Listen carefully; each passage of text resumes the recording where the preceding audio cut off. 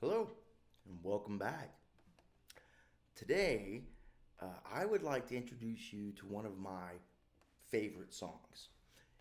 And it's a song I've been wanting to do a lesson on for quite some time. On this channel, I've talked pretty extensively about different chord progressions that you're going to run into in every genre of music. And, we've talked about the 145, the 154. We've talked about the ubiquitous 251. And I've also mentioned it's not really a chord progression, but there's a chord movement from the 6 chord to the 4 chord. And it tends to go, different places from there.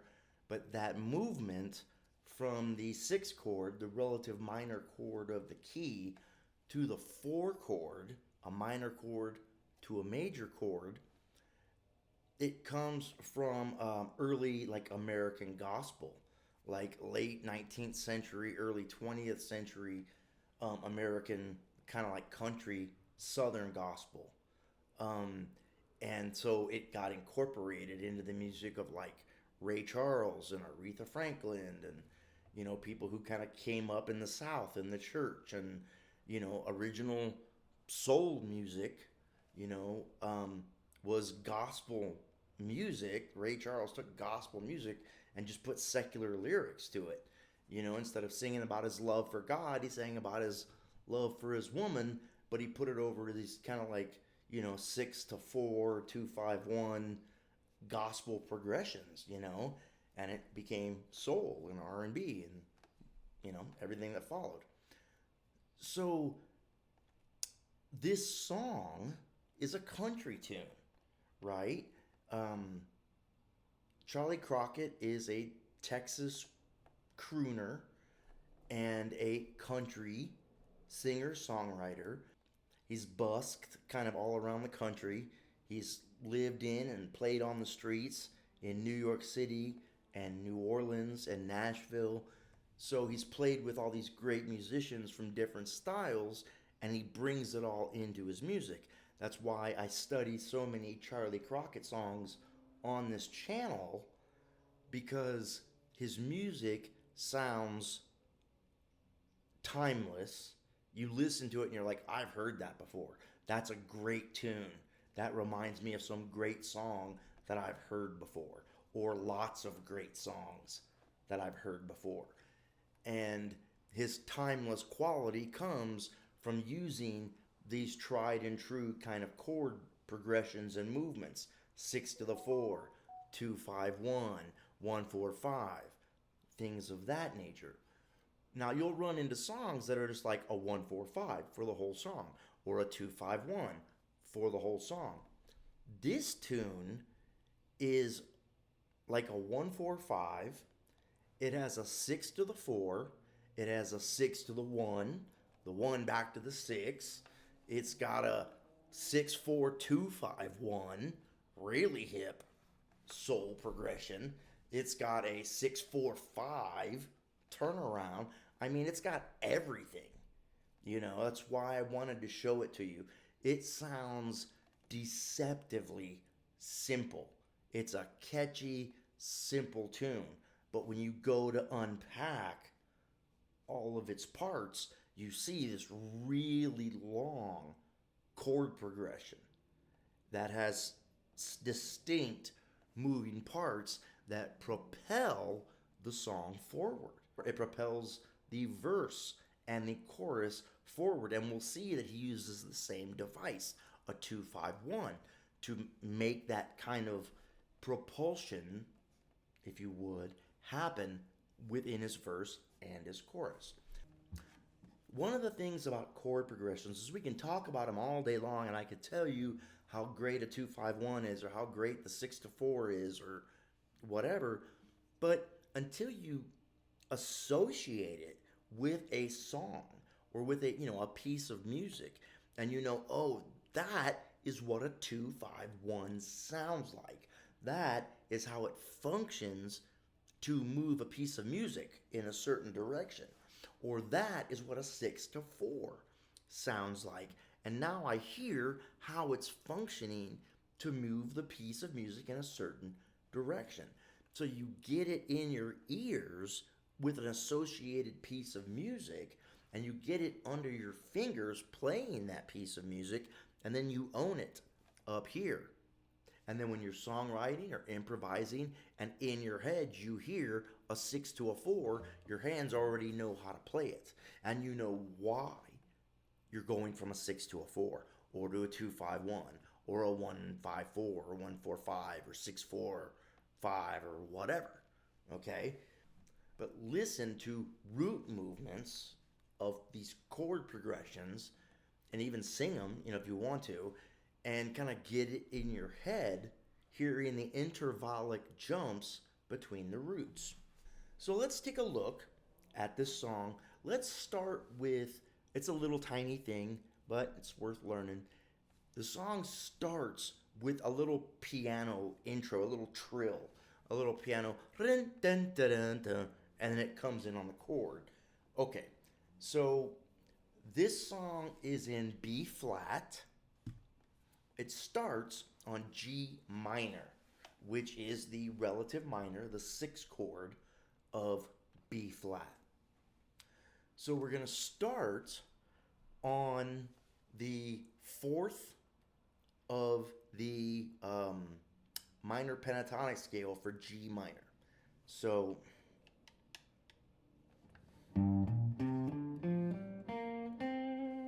we're actually going to play the blues scale because we're going to play the flat 5. So we're going to go up here to the octave of the 4th. Right, here's G. Here's the 4th. Here's the octave of that 4th. So here's where we're going to start. And it's just a real small little thing to get us into the song. The song progression starts with this little piano trill deal, goes through the progression, and then it starts with the trill again, goes through the progression again, and ends. So it only does the progression twice, and the two progressions are separated by this little piano deal. So it's 4th flat 5-5, just a real quick hammer on, like it's like a triplet, and then it's immediately a pull-off triplet. There's a bit of a rest. There's like a 16-note rest. Okay? And then it goes down the minor pentatonic scale.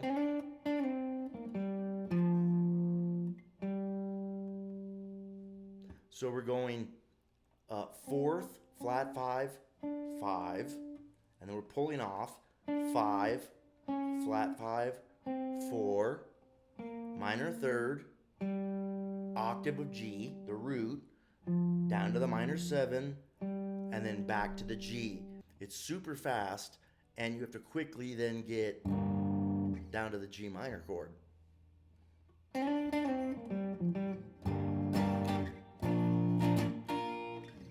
So you could play it just to kind of get the little fill to start the song, but make it easier for you. You could just play the lower octave, 4, flat 5, 5, 5, flat 5, 4, minor 3rd, root, minor 7, and then you're there on the chord.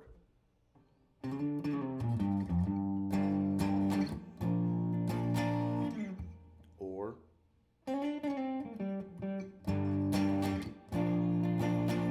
it's not that hard to make that jump. You just, you practice it like anything else and you get it. So the song starts on the 6th chord. Now, the 6th chord, the relative minor, okay? It's called the relative minor because the 6th chord shares 3/4 of its chord tones, right? All chords have 4 chord tones, root, 3rd, 5th, 7th. And the 6th and the root chord, the 1, share 3/4 of their chord tones. So they're interchangeable. And you will hear tons and tons and tons of songs that go from the 1 to the 6. 1, 6. Or from the 6 to the 1, 6 to the 1. It's a really common device to push between major and minor tonalities, okay, in a kind of like a verse section generally. So this song starts off that way. The 6th chord is literally pivotal in this tune. It functions as a pivot point for all the different sections of the progression. So instead of thinking of this as one long chord progression, it's easier to think of it as short sections of 3 or 4 chords that are bookended by this 6th chord, okay, this relative minor chord. So this first section is the 6, this is G minor, and then it goes to the 1, B flat major, it goes to the 4, E flat major,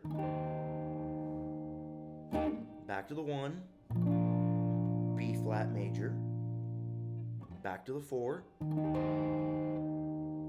up to the 5, F major, not F7. Okay, F7 will come later. Right now, it's just being a country tune, and it's just playing the triad on the 5 chord. So F major triad, back to the 1. So what we have is a portion of the chorus starting the song. 6, which is pretty common in songwriting, to start a song with either the chorus, or if you have a chorus that has 2 sections like this song does, to start with the second half of the chorus that leads into the verse. So we have 6, 1, 4, 1, 4, 5, 1. And then it stays on 1 to start the verse. When I'm playing these lower chords, like the G minor or the B flat major, I'm, emphasizing the low strings. When I'm playing the 4 and 5 chords, I'm emphasizing the high strings. I'm not even hitting the root. It's just giving a different texture to the guitar part, right? Instead of it just being root based,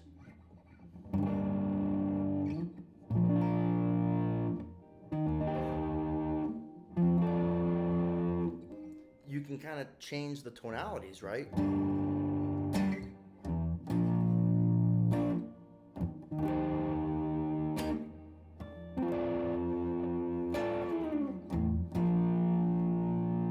Okay, so that's all I'm doing. The verse goes like this. Starts with the 1 chord, right? B flat major. Life's a casino. Goes to the 4 chord. I'm telling you. Back to the 1 chord. Stays on the 1 chord. And everybody's playing. Boys and girls. Goes up to the C minor, the 2 chord. Now we're going to do a 2-5-1. And instead of playing the F major triad, we're going to play the F dominant 7. And get that jazzier tone from the minor, the 2, to the dominant, to the 1. Okay? Separating this from being like a country tune. It's always getting this little jazzy section. So, from the beginning, 1, 4, 1,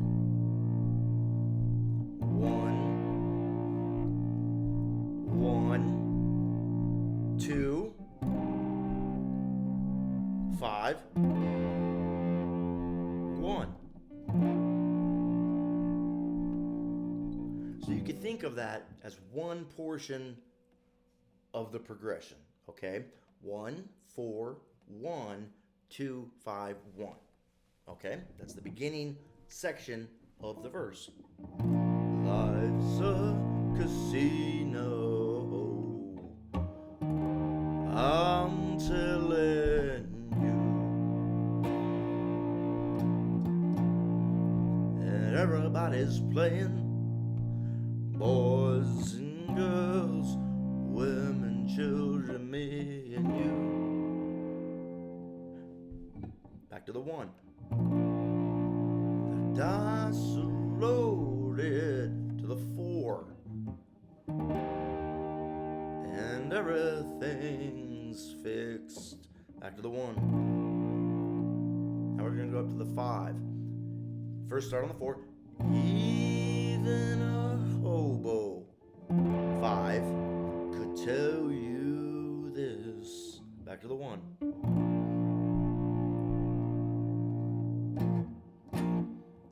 And then it leads into the chorus. So let's play through the verse real quick.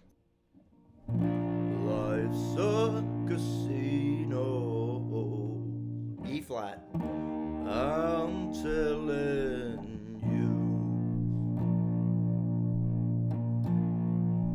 and everybody's playing, boys and girls, women, children, me and you.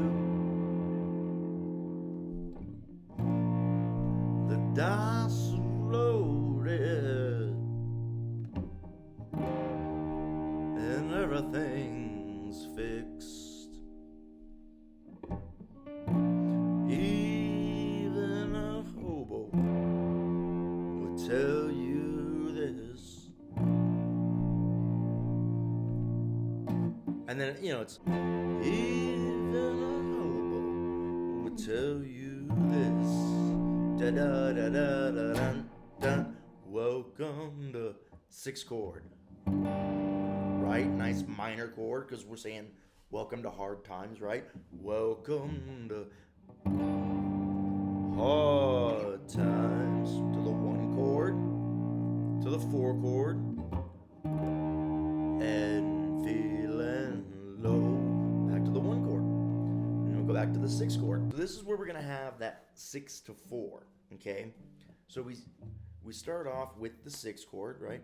Welcome to hard times, the 1 chord, 4 chord, and feeling low. Back to the 6th chord. Do you like sinning? To the 4 chord. No. To the 2, 5, 1. Well, you will be before you go. We've got lots of gas.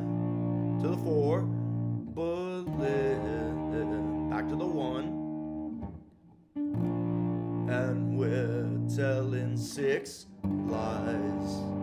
4, you're certainly welcome. 5, to hard times. If this was the end of the first chorus, we would go right into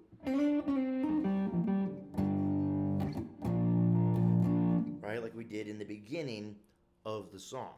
If we're playing after the final chorus, the song ends, okay?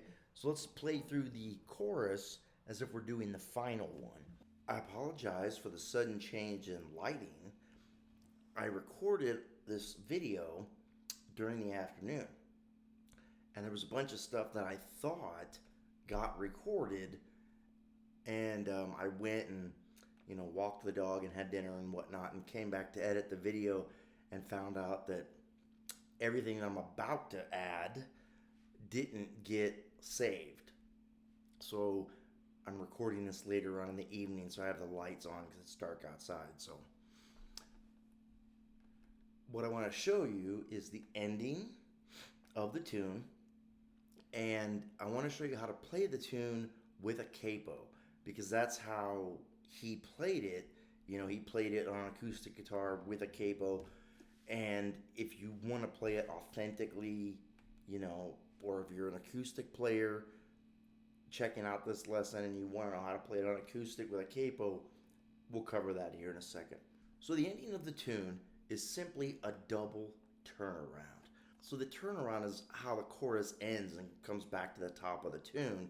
In this case, it's a 6, 4, 5, 1. So we're going to do that twice. When it comes back to the 1, where you would think it normally finishes, it's going to go back down to the 6. And then do it again. And then it's going to hold on the 5. And then the 1. Now, in the recording, the guitar drops out on the 5.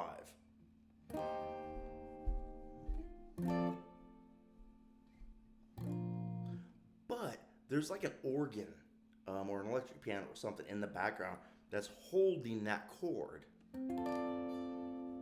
And you want that suspense. So if you're playing this by yourself on guitar or whatever, I would recommend, even though in the recording the guitar drops out, I would recommend holding that 5 chord, because that's what's going to create your tension, because that 5 chord wants to resolve to the 1.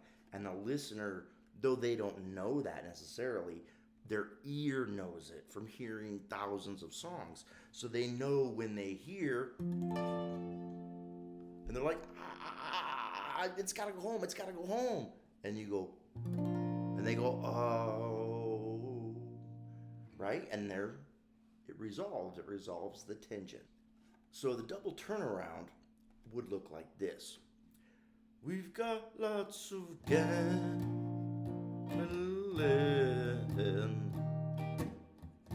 and we're telling lies. You're certainly welcome to hard times. Yes. Hope you're feeling welcome to hard times. So that's how the song ends. Now let's take a look at playing this tune with a capo. If you've never used a capo before, it's just one of these little devices. It slides over the neck and, attaches. Its function is to replace the function of the nut so that you can use your open position chords, your cowboy chords, and use them anywhere up the neck. I learned this song in closed position. And the way I taught it to you was all closed position. The reason I did that is because if you can play a song in closed position, you can play it in any key. Right now we're playing it in B flat.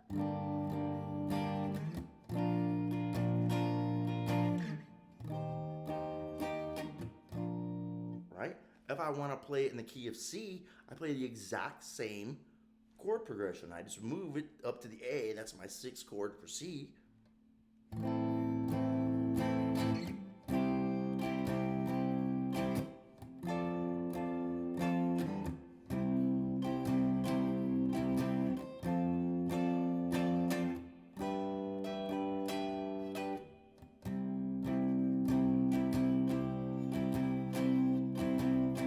It's the exact same chord progression.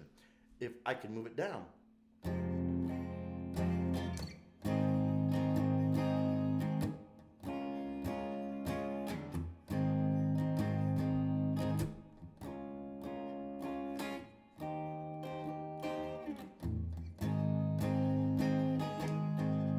So you can play it in any key. That's the functionality of you learning it in closed position. But there's 2 reasons to play it in open position. One, some people only play open position cowboy chords. They're acoustic players. They play folk, Americana, country, whatever, and bluegrass, and they just only play, they prefer open position chords, right? Because if you grew up or kind of came up playing open position cowboy chords, then that's the quickest way to play a song and the quickest way to learn a song because it's already in your muscle memory. So you don't have to think about these closed position dealies. So for this song, it's in the key of B flat. So we're going to put the capo on the 3rd fret. And some of you were like, well, John, wait a minute. That's going to put it in the key of G. That's in the wrong place. No. Some people think that the guitar is tuned to the key of E because there's an E. There's an E. If you put your first finger down on this A string, 2nd fret, you have an E minor 7 chord just by playing the open strings. It cannot be in the key of E because it has to be a major chord, a 1 chord. A minor chord is either a 2, 3, or a 6 chord. So if we count, let's say it's a 6 chord, 6, minor 7, major 7, root. That means E minor, this open, what the guitar is tuned to open, is actually the relative minor, the 6th chord, in the key of G. So the guitar is actually tuned to the key of G. And, if you study a lot of like any classical or jazz or anything like that, the first songs you learn are in the key of G.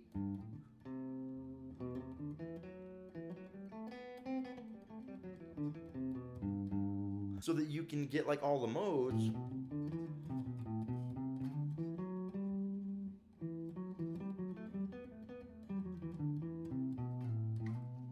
Up the neck. All the modes and all the chords in one key.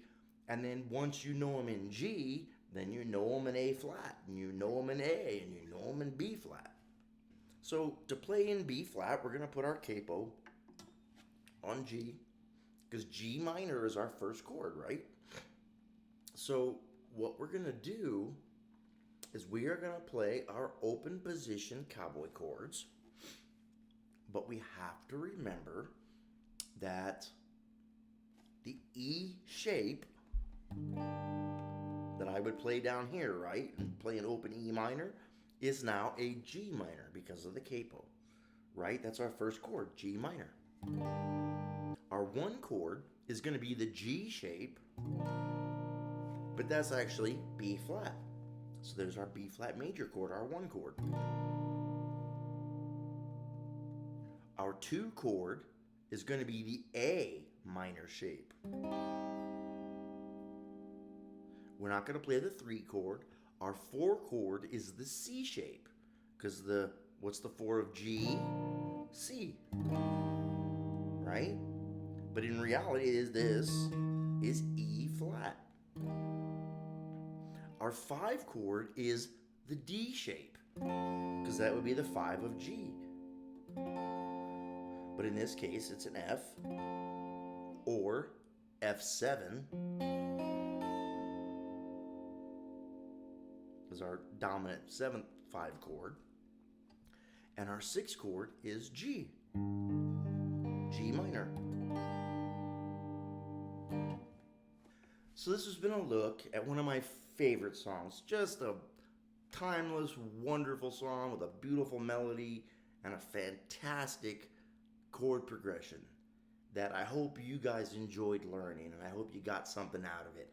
I've been talking a lot for a long time about 2-5-1s and 1-4-5s and 6-4s and whatnot, but I finally got a song that's a cool, catchy tune that allowed us to study and analyze all of those progressions together, and more importantly, to hear them, to hear how the 6 to the 4 wants to go to the 2-5-1, and how that 2-5-1 has a tendency to want to propel and lift a song, either a verse or a chorus, and help push it away from your typical 1-4-5 progression. So I really hope you notice that, Charlie Crockett was really, keeping it country. 1, 4, 1, 4, right? That kind of 1, 4, 1, 4, 1, 5.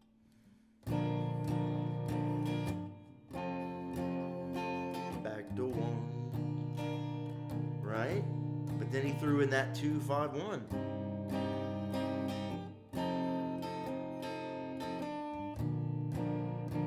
And then he threw in that 4, that 6 to 4. 2, 5, 1. Just a great progression. Now let me show you real quick, if you're going to play this open, a little trick for navigating that 6, 4, 2, 5, 1. So the 6 is easy enough, right? Your open E shape. Go to the 4 chord, the C shape. Now look at your first finger, okay? For the next 2 chords, the A minor and the D7, do not move that finger because it's a common tone for all 3 chords, which is why this 4, 2, 5, 1 works, because it has a common chord tone shared between all chords. So even though the roots are moving, you have a common chord tone. It's almost like voice leading. So just keep that finger there and move your other fingers around it. So we have our C shape. Now we're going to go to our A minor shape. Pick up these 2 fingers, bring them down. Now we're going to do our D7 shape. Pick up these 2 fingers again. Second finger on the G string. Third finger high E string. There's our D7 chord. Now bring your second finger back down in your G chord. You're in your 1. So again, real quick. C, keep the first finger planted. A minor, 2 chord, keep the first finger planted. D7 shape to the 1. All right, I hope this lesson was helpful. Glad to be kind of back online and getting some lessons made for you guys and putting out some content. Hope you all are enjoying it. If you have any requests or any comments, just hit me up. Let me know. I can always do a video for you. Just let me know what you want. Thanks for stopping by.